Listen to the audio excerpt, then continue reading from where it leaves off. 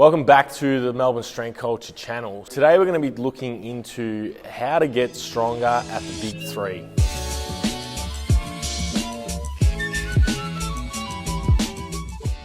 We know that when it comes to strength, there's three key factors that affect strength. One is muscle size. Obviously, the bigger a muscle is, the more potential it has to produce force. So we can look at pretty much every big powerlifter.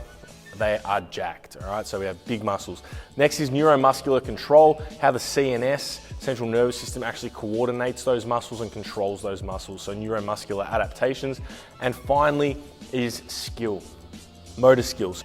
So motor skill often gets neglected when it comes to thinking about improving strength. So strength isn't just about those qualities, those muscle qualities and neural qualities. It's actually about how much practice you get of the movements. And more often than not, beginners don't spend enough time actually practicing the movement quality that they need. A tool that we use here, massively implemented here at Melbourne Strength Culture, is the use of tempos. And I can almost guarantee you, if you use tempos, you will improve your movement efficiency of the three lifts.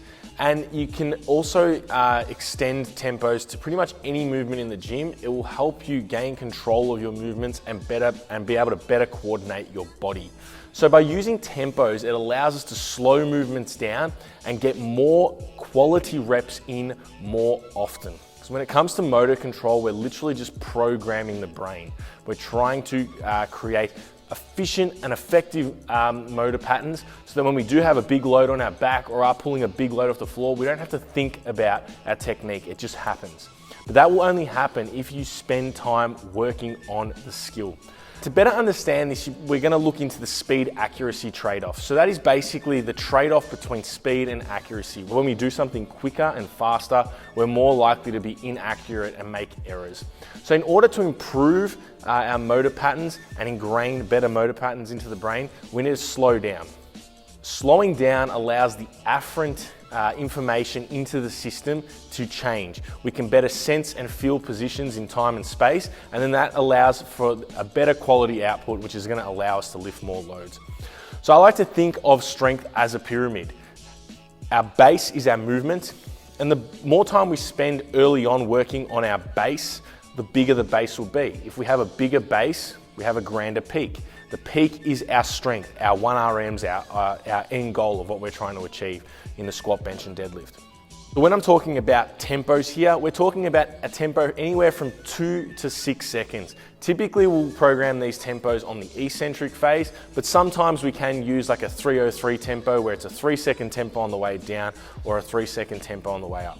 But if you are someone that is new to powerlifting and wants to improve their motor patterns, I highly recommend implementing some tempo work into your program.